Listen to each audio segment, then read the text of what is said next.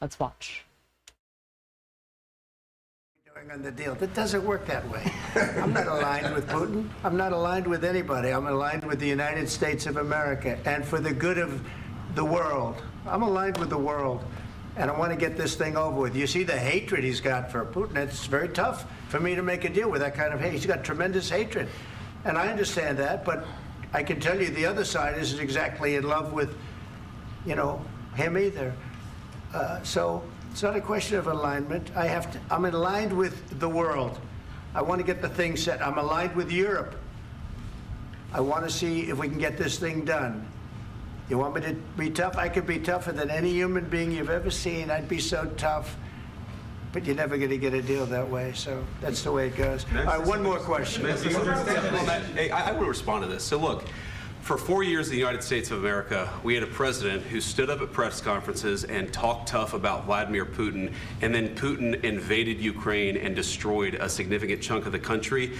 The path to peace and the path to prosperity is maybe engaging in diplomacy. We tried the pathway of Joe Biden of thumping our chest and pretending that the President of the United States' words mattered more than the President of the United States' actions. What makes America a good country is America engaging in diplomacy. That's what President Trump is doing. Can I ask you? Sure. Yeah? Yeah. Okay. So he occupied our parts, big parts of Ukraine, part of East and Crimea. So he occupied it on 2014. So during a lot of years, so I'm not speaking about just Biden, but those time was Obama, then President Obama, then President Trump, then President Biden, now the President Trump, and God bless, now President Trump will stop him. But during 2014, nobody stopped him. He just occupied and took. He killed people. You know what the contact line? 2015. 2014. 2014 and 2014. 2014. Yeah. So I was not here. Yeah, but that's exactly right. Yes, but during 2014 till 2022, yeah, the situation the same. The people have been dying on the contact line. Nobody stopped him. You know that we had conversations with him, a lot of conversation, my bilateral conversation, and we signed with him, me, like a new president. In 2019, I signed with him the deal. I signed with him, Macron and Merkel, we signed ceasefire. Ceasefire, all of them told me that he will never go. We signed with him with gas contract, yes, but after that, he broken this ceasefire. He killed our people and he didn't exchange prisoners. We signed the exchange of prisoners, but he didn't do it. What kind of diplomacy, JD, you are speaking about? What do you mean? I'm talking about the kind of diplomacy that's going to end the destruction of your country. Yes, but if you Mr. President, with respect, I think it's disrespectful for you to come into the Oval Office and try to litigate this in front of the American media. Right now, you guys are going around and forcing conscripts to the front lines because you have manpower problems. You should be thanking the President for trying to bring it into this conflict. Have you ever been to Ukraine that you say what problems we have? I have been to. Count once. I've actually watched and seen the stories, and I know what happens is you bring them on a propaganda tour, Mr. President. Do you disagree that you've had problems bringing people into your military? And do you think that it's respectful to come to the Oval Office of the United States of America and attack the administration that is trying to prevent the destruction of your country? A lot of questions. Let's start from the beginning. Sure. First of all, during the war, everybody has problems, even you, but you have nice ocean and don't feel now, but you will feel it in the future. God bless. You don't know that. God bless. God bless. You will not have a war. Don't tell us what we're going to feel. We're trying to solve a problem. Don't tell us what we're going to feel. I'm not telling you. Because you're in no position to dictate that. That's exactly what you're doing. You're in no position to dictate what we're going to feel. We're going to feel very good. You will feel influence. We're going to feel very good and very strong. You will feel influence. You're right now not in a very good position. You've allowed yourself to be in a very bad position, and he happens to be right about it. From the very beginning of the war. You're not in a good position. You don't have the cards right now. With us, you start having Not cards. playing cards. Right now, you don't. I'm very You're playing serious, cards. Mr. President. You're I'm playing very cards. serious. You're I'm gambling the with the president lives in of war. millions of people. You think You're you- gambling with World War What you're- III. what you're You're speaking gambling about? with What you're World speaking War about? III.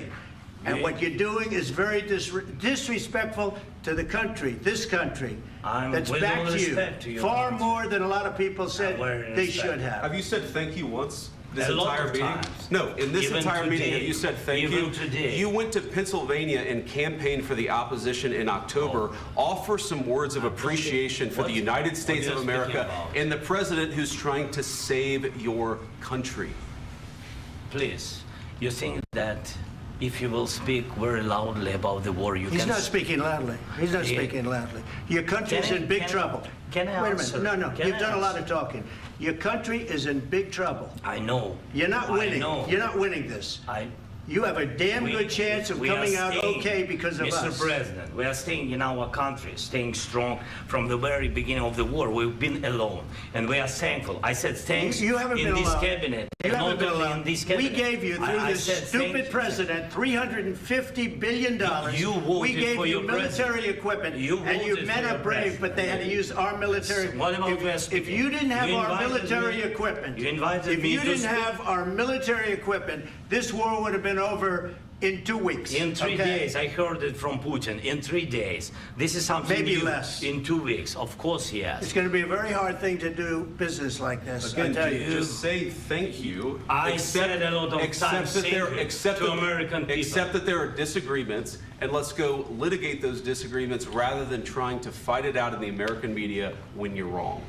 We know that you're wrong. But you see, I think it's good for the American people to see what's going on. I understand, sir. I think it's I very understand. important. That's why I kept this going so long. You have to be thankful. You don't have the I'm cards. thankful. You're buried there. Your people are dying. tell you You're again, running I low know. on soldiers. Don't- Listen, don't please, you're running Mr. low on President. soldiers. It would be a damn good thing. Mr. And then President. then you tell us, I don't want a ceasefire. I don't want a ceasefire. I want to go and I want this. Look. If you could get a ceasefire right now, I tell you, you take it so the bullets stop flying and your men stop getting killed. Of course, we want to stop the war. But you're I saying said- you don't want a ceasefire. But I said to you, I want a ceasefire. with guarantees. Because you'll get a ceasefire faster than an agreement. Ask our people about ceasefire, what they think. That wasn't doesn't with matter me. for you what- That what wasn't this with me. means. It That was with wasn't with you. a guy named Biden who was not a smart person. This That is was your, with, this that was is with your Obama. president. It was your president. Excuse me. That was with Obama, who gave you sheets, and I gave you javelins. Yes. I gave you the javelins to take out all those tanks. Obama gave you sheets. In fact, the statement is Obama gave sheets and Trump gave javelins. You got to be more thankful, because let me tell you, you don't have the cards. With us, you have the cards.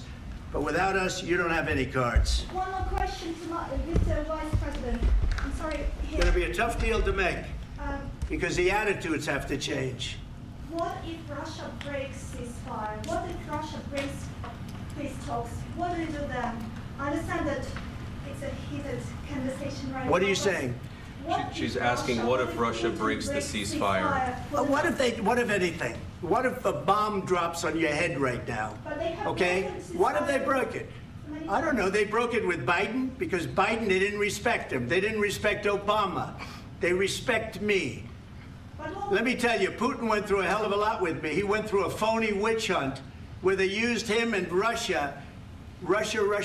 You ever hear of that deal? That was a phony Hunter Biden, Joe Biden scam. Hillary Clinton, Shifty Adam Schiff. It was a Democrat scam. And he had to go through that. And he did go through it. We didn't end up in a war. And he went through it. He was accused of all that stuff. He had nothing to do with it. It came out of Hunter Biden's bathroom. It came out of Hunter Biden's bedroom. It was disgusting. And then they said, oh, the laptop from hell was made by Russia. The 51 agents. The whole thing was a scam. And he had to put up with that. He was being accused of all that stuff. All I can say is this.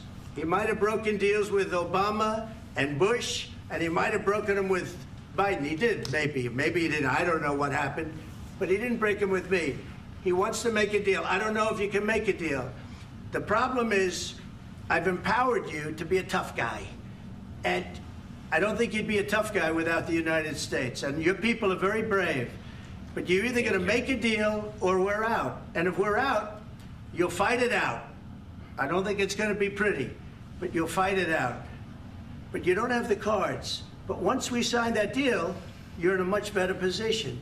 But you're not acting at all thankful. And that's not a nice thing. I'll be honest, that's not a nice thing. All right, I think we've seen enough. What do you think? Huh? This is going to be great television, I will say that. All right. We'll see what we can do about putting it together. Thank you, sir. I need the back of your We'll see. I don't know.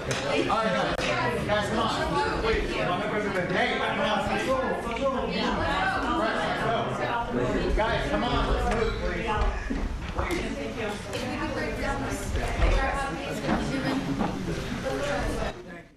Right, witnessing there a playback conversation, the meeting with President Donald Trump and Ukrainian President Volodymyr Zelensky, very tense moments there inside of the Oval Office, going back and forth there, the Ukrainian president, the U.S. president, and also Vice President J.D. Vance.